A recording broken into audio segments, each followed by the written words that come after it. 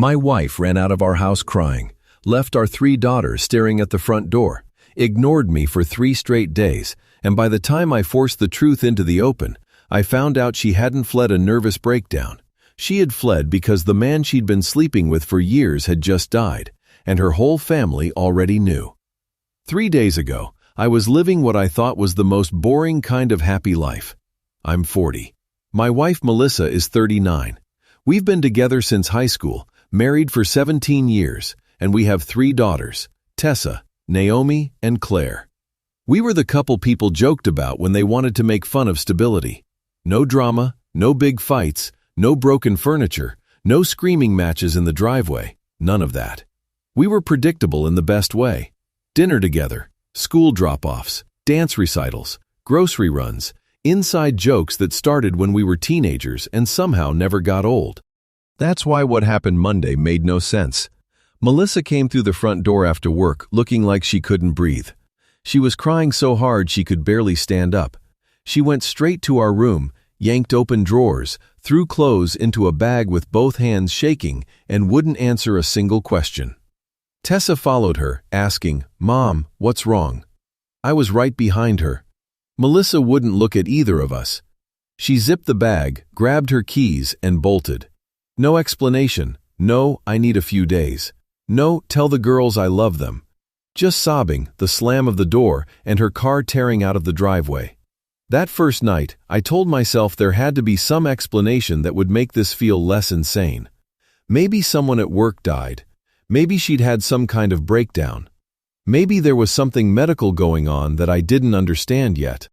What I did know was that 3 girls were standing in my kitchen asking where their mother went, and I had nothing to give them except guesses. I started calling everyone. Her parents didn't answer at first. Her sister didn't answer at all. Her brother picked up, but acted like he knew nothing. A few hours later, I got one text from her mother. "Melissa is safe with us. Please be patient and understanding." That was it. No reason, no timeline, no phone call. Just a message that somehow made everything worse, because now I knew 2 things for sure. Melissa was choosing not to contact us, and her parents knew more than they were willing to say. I spent that night moving between my daughter's rooms, pretending calm I did not feel. Claire asked if Mommy was sick. Naomi asked if we were getting divorced. Tessa didn't ask anything. She just watched me with this look that said she knew I was lying when I kept saying, "We just need to give Mom a little time." By the second day, confusion started turning into humiliation. I was calling people who had known my wife for years and getting the same careful, empty answers from all of them. Her work friend told me Melissa had been at work that morning and disappeared by lunch. Her brother kept saying, "I'm sure she'll talk when she's ready." Her parents would only repeat that she was safe. Safe from what? Safe from me? Safe from this house? I came this close to loading the girls into the car and driving 3 hours to her parents' place just to knock on the door and force somebody to look me in the face. Instead, late that night, after the girls were asleep, I did something I never thought I'd do. I went online and laid the whole thing out for strangers because I was desperate for one logical explanation. I wanted someone to tell me there was a version of this that wasn't catastrophic. I wanted one person to say, "Here's the innocent reason a woman suddenly abandons her husband and kids and vanishes into her parents' house." But that's not what happened. The responses came in fast, and they all said the same thing. Affair. Cover-up. Somebody died or got caught. I sat there staring at those comments, rejecting every one of them. Not Melissa. Not us. Not after 23 years. Not after 3 daughters and a whole life built together. I kept refreshing anyway. On the 3rd night, my father-in-law promised he would call me. He never did. By 11 p.m., something inside me snapped. I stopped trying to be respectful. I stopped waiting for these people to decide I deserved answers about my own wife. I called the police and requested a welfare check. I told the dispatcher my wife had disappeared from our home in a highly emotional state, had refused all contact with me and our children, and that her family was refusing to explain what was happening. About an hour later, my phone rang. The officer told me Melissa was physically fine. Then there was a pause that felt wrong, like he was deciding how much to say. When he finally said it, my whole body went cold. Melissa wasn't hiding at her parents' house because she needed space. She was there because a man she had been involved with had collapsed at work that morning, died that night, and she had run to her family to grieve him. I asked the officer to repeat himself because I honestly thought I'd misheard. He did. And in that moment, every silent text, every evasive answer, every careful word from her family turned into something much uglier than confusion. They weren't protecting her from a crisis.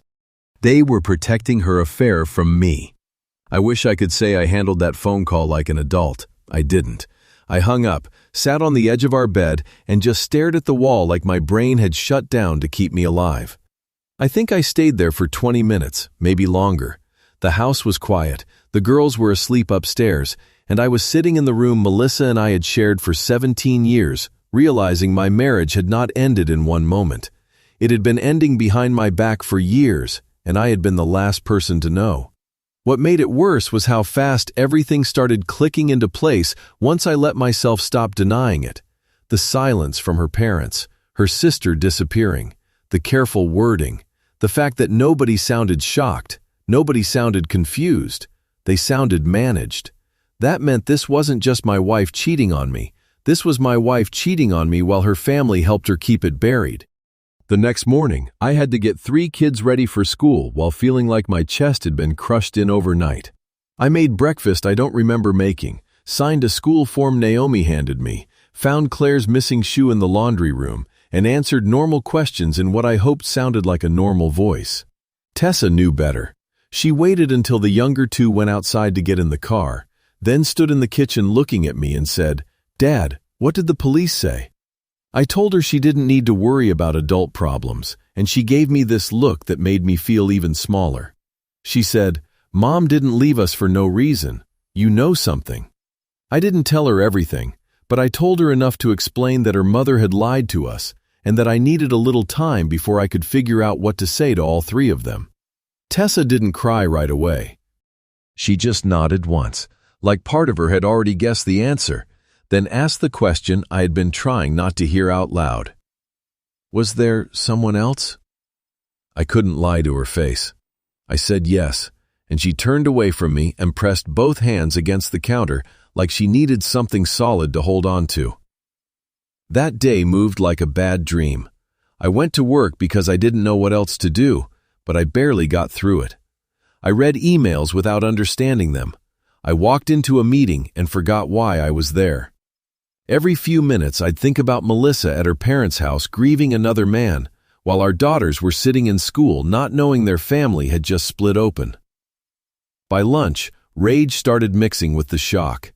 Not because she cheated, though that was bad enough. It was the scale of the lie. 5 years, maybe more. That meant birthdays, vacations, family photos, anniversary dinners. Nights she told me she was tired. Mornings she kissed me goodbye. All of it happened while she was also building another life. And the more I thought about it, the more humiliating it became. I wasn't suspicious. I wasn't controlling. I trusted her completely. Every late meeting, every delayed text, every "I'm helping my mom," every "traffic's terrible." I accepted all of it because I loved my wife and thought that's what trust was supposed to look like. That night, after the girls went to bed, Tessa came downstairs with her laptop and phone. She had been going through old family calendars, photos, social posts, even messages, trying to make sense of timelines. Part of me hated that my 15-year-old was doing detective work on her own mother, but another part of me was already too far gone to stop it. We started putting together a rough sequence. Melissa had changed jobs around the end of 2019. Her sister had helped her make that connection. There were conferences, teen dinners, one overnight training, then more little things that didn't look like much until you stacked them together. Tessa pointed out weekends where Melissa claimed she had extra work, but somehow had no photos, no follow-up story, nothing specific. We found stretches where she was weirdly protective of her phone, which I remembered at the time as stress. We found periods where she seemed emotionally distant for a few days, then suddenly extra affectionate, almost guilty. The hardest part was realizing that once I stopped viewing those memories through the lens of a happy marriage, they changed shape completely. What I had called normal ups and downs now looked like a pattern. What I had defended now looked like evidence. By the time I finally tried to sleep, I understood something that hurt almost as much as the affair itself. Melissa had not just betrayed me privately, she had forced our daughters into the aftermath of a lie they never asked to be part of, then disappeared while I carried the weight of it alone. And somewhere in another house, surrounded by people who already knew the truth, she still had not called to explain herself to the man she married or the children she left behind. A week after the police call, I still wasn't sleeping more than 2 or 3 hours a night. I'd lie down exhausted, close my eyes, and then my brain would start playing back the last 6 years like it was trying to punish me for every moment I missed. I'd remember a random Tuesday when Melissa came home smiling at her phone. I'd remember a weekend she said she needed to help her mom. I'd remember an anniversary dinner where she looked distracted for half the night, and at the time I told myself she was tired. Now every memory felt contaminated. I'd go from numb to furious in 10 minutes. 1 minute I couldn't get off the couch, and the next I was pacing the kitchen at 3 a.m., clenching my jaw so hard my head hurt. The girls started noticing how bad it was, especially Tessa. More than once I caught my daughters checking on me like I was the child and they were the adults, bringing me water, asking if I'd eaten, hovering in the doorway like they were scared to leave me alone with my own thoughts. I started doing what people do when their life explodes and they still have kids to raise in the middle of it. I called lawyers. I asked about custody, the house, the waiting period, what I could and couldn't do if Melissa came back. I called a therapist and got told there was a waiting list. Then I called another one and heard the same thing. I read articles at 2 a.m. about betrayal trauma, separation, co-parenting, sleep after infidelity, all of it. None of it changed the fact that Melissa still hadn't said a word to me directly. She had started texting the girls every day though. I love you. I'm sorry. I miss you. Tell Dad I'm sorry. Ask him if he'll talk to me.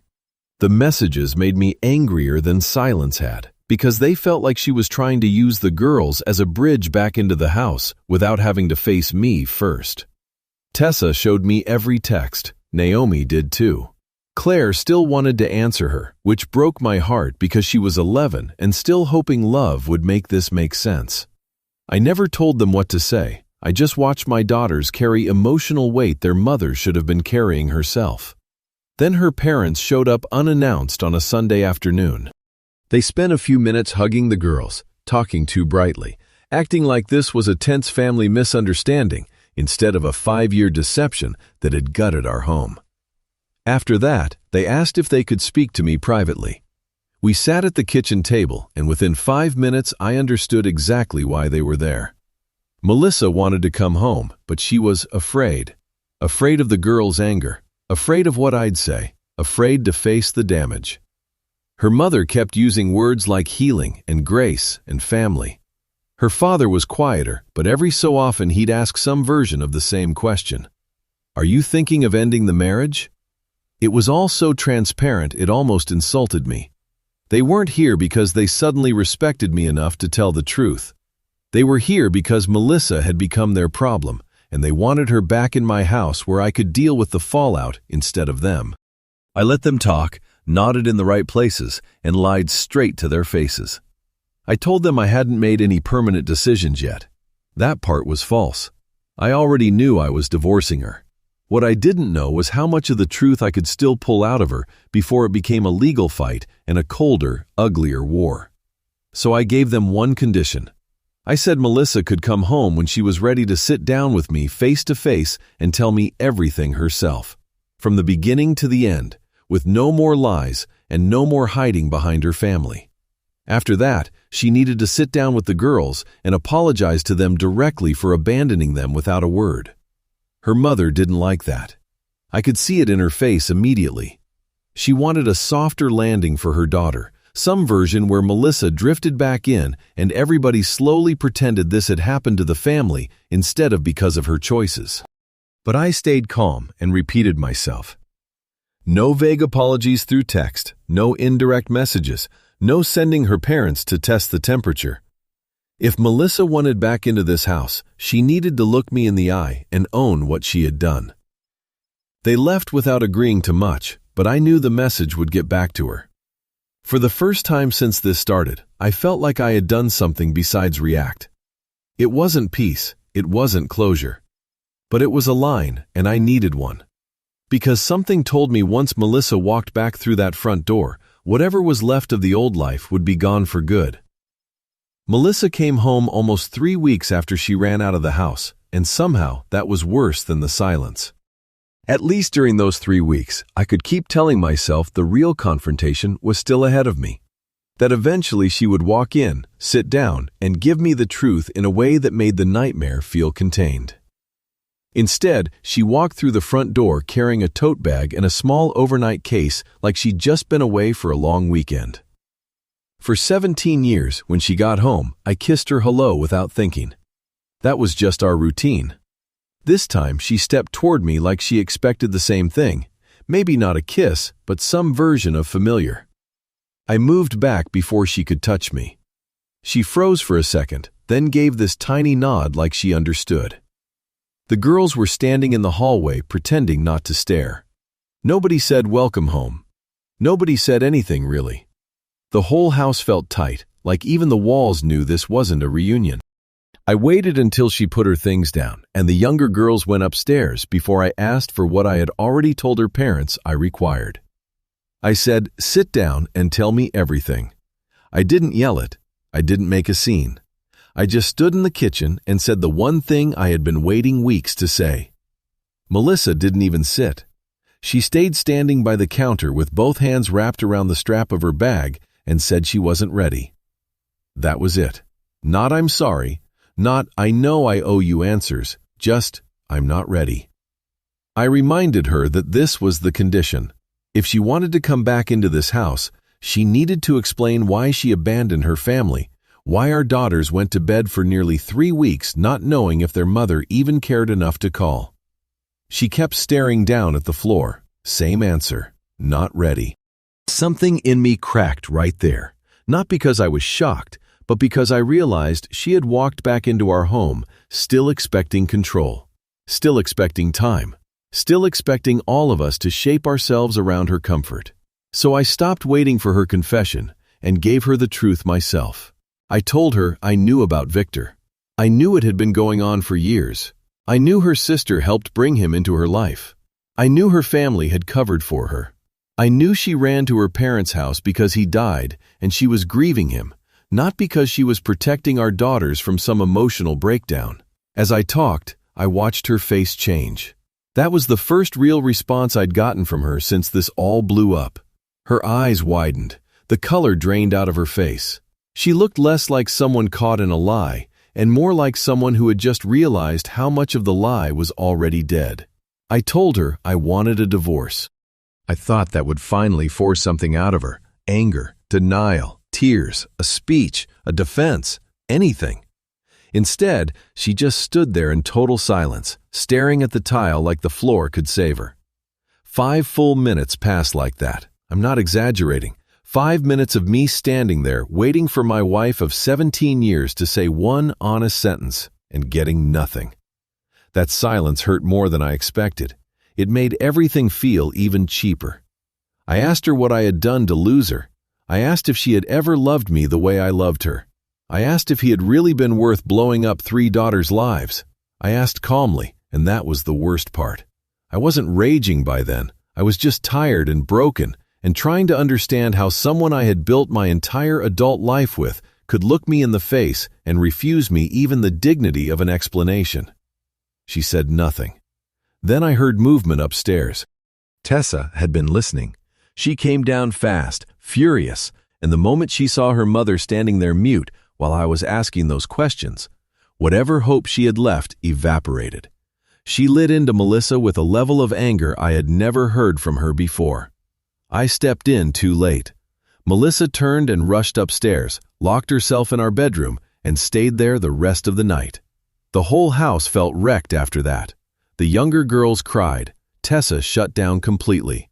And I stood in the kitchen realizing that even now, after all the damage, Melissa still seemed more willing to hide from the truth than speak it out loud.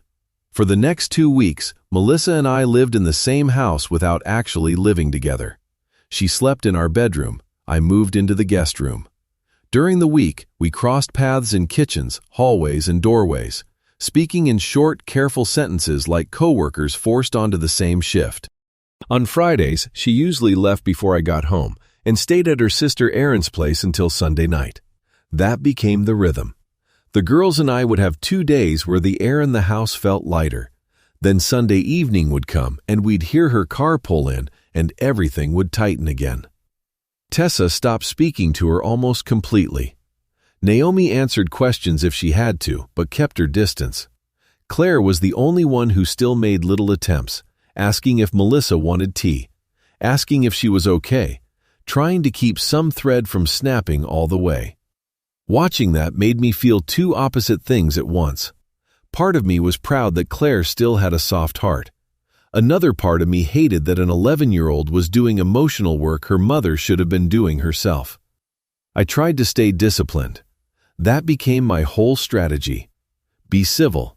Be brief. Don't argue unless I have to. Don't let her see what this is still doing to me. I had already met with attorneys, started paperwork, and learned just how long an ugly divorce could get if one person decided to make it a war. So I kept telling myself the smartest thing I could do was stop feeding the emotional fire. No long conversations, no desperate questions, no scenes in front of the girls. Therapy had finally started for all of us by then, and I was trying to hang on to anything that looked like structure. But discipline is easy in theory, and a lot harder when the person who broke your life is standing 10 feet away, acting like you owe her patience.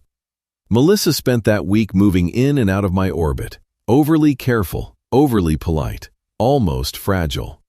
It would have worked on me once, maybe even a month earlier. By then, it just felt like another version of control. Last Friday, I came home expecting an empty kitchen and a quiet house before the girls got back. Instead, Melissa was standing by the counter, waiting for me. She looked nervous, but not nervous enough to leave me alone. I tried to walk past her and head straight to my room. She reached out and grabbed my hand. Not hard, but enough to stop me. Then she said something that lit me up so fast I barely recognized myself. She asked, "Is this how you're going to treat me just because I'm not ready to talk about the affair?" I just stared at her. Not ready, that phrase again. As if the damage was on pause until she felt brave enough to discuss it. As if I was being cold over some minor disagreement instead of trying to survive the fact that my wife lied to me for half a decade and vanished to grieve another man.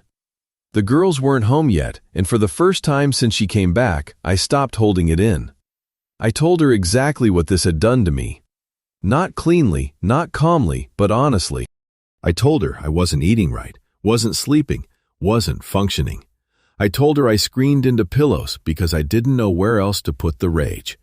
I told her I had to stand in our kitchen every morning and act normal for 3 girls while feeling like my chest was split open. I told her the hardest part wasn't even the cheating anymore. It was the fact that she looked at our daughters, walked out on them, and still kept acting like her timeline mattered more than their pain. Once I started, everything came out. Every night I'd spent pacing. Every time I caught myself replaying old memories and realizing they were fake. Every time I'd watched one of our daughters check on me because they were scared I was falling apart. I raised my voice. I got sharp. I didn't say anything cruel, but I stopped protecting her from the full weight of what she had done. For the first time since she came back, Melissa broke. She started sobbing so hard she could barely talk and kept saying she was sorry, over and over. Like maybe repetition could do the work honesty still hadn't done. I hate admitting this, but seeing her in pain gave me a kind of relief I'm not proud of. Not joy, not revenge. Just relief that there was finally some evidence she understood this had happened to other people, not just to her. I told her to leave me alone and walked away before the girls came home. She stayed in the kitchen for a while, then left for errands. When the girls got back, they knew something had happened right away. I told them it was adult stuff and left it there. But that whole weekend, I couldn't shake one ugly thought. If Melissa was finally cracking, then sooner or later she was going to come back for the conversation I had been demanding from the start. And I no longer knew whether hearing the full truth would give me closure or finish breaking whatever was left in me. The conversation finally happened on a Thursday night, and by then, I almost didn't want it anymore. After my blow-up in the kitchen the week before, Melissa changed tactics completely. She started hovering, knocking on my door at night, leaving little apologies in passing, asking if I needed anything, crying whenever we were alone for more than 30 seconds. I told her more than once to stop. I said I needed space, that whatever she had to say could wait until the lawyers handled things. But that Thursday, after the girls went upstairs, she came to my room and said she needed to talk that night, privately, no more delays. I refused at first because I didn't trust myself to sit through another half-confession or another round of tears without answers. She kept standing there in the doorway, and eventually I agreed, but only because I didn't want the girls overhearing any of it. We went out to the garage and sat in my car with the doors closed, like two strangers trying to negotiate the wreckage of a life neither one of us recognized anymore. That was when she finally told me everything. Not perfectly, and not nobly, but fully enough that I stopped wondering whether I had imagined any of it. She brought a handwritten packet, 5 pages long, with a timeline. She said she had been writing it for weeks because she knew if she tried to say it all out loud, she'd lose her nerve.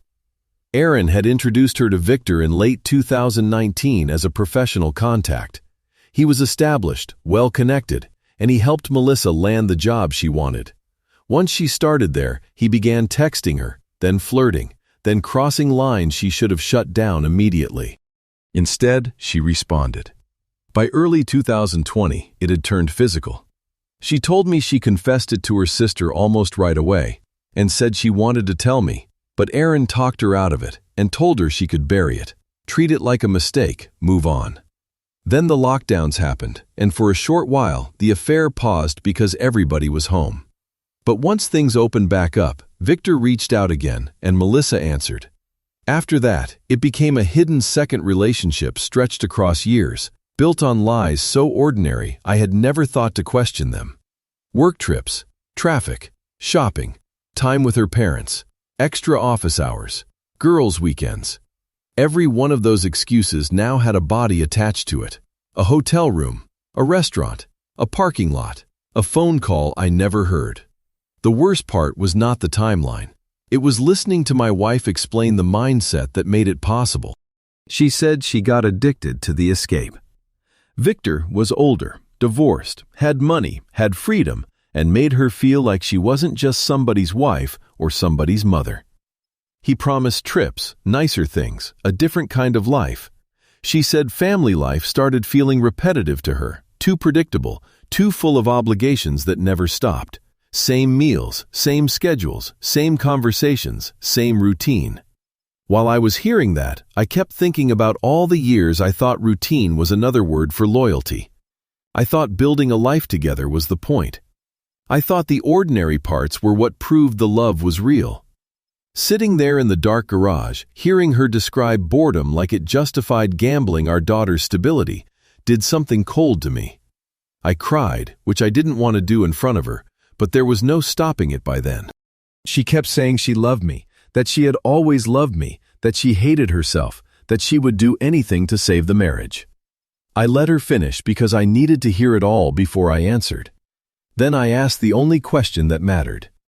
I said, if Victor were still alive, and you had to choose right now between him and me, who would you pick? She didn't answer right away. It was just a hesitation, maybe a second, maybe two, but after everything else, that pause was louder than any confession she had made that night.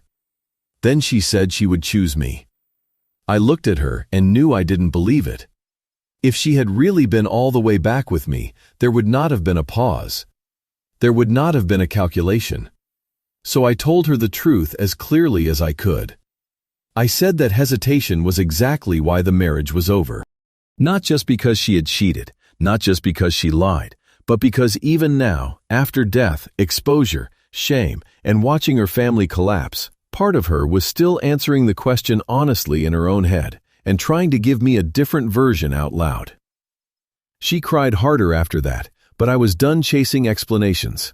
I told her we were divorcing, that we owed the girls peace, that if she cared about them at all, she would make this fair and not turn it into a war. Then, because I am still trying to understand my own heart in all of this, I leaned over and kissed her on the forehead before getting out of the car. I said, I would have loved you forever, and I meant it. Not because I wanted her back, not because I was weak, but because I needed her to understand exactly what she had thrown away. She never contested the divorce. She never hired a lawyer. The deadline passed, and that silence, for once, worked in my favor. It didn't fix anything, and it didn't erase what she did to me or to our girls. But it ended the part where I kept hoping there was some version of the truth that wouldn't hurt this much. There wasn't. Sometimes the ugliest answer is also the clearest one. She didn't destroy our marriage because we were broken. She destroyed it because she got bored, got selfish, and decided the life we built was something she could betray in secret while still benefiting from it in public. That's the part I think I'll be untangling for a long time. But I'm still here. My daughters are still here. And now every step I take is finally based on reality instead of a lie. If this story hit you, I'd really appreciate it if you liked the video, shared it with someone who needs it, and subscribed to the channel. Stories like this are hard to tell, but sometimes hearing someone else say it out loud helps you feel a little less alone. I want to hear what you think about this one. At what point would you have stopped giving her chances to explain herself? Do you think that hesitation in the car told the real truth? And if you were in my position, would you have wanted the full confession, or would you rather have never heard the details at all?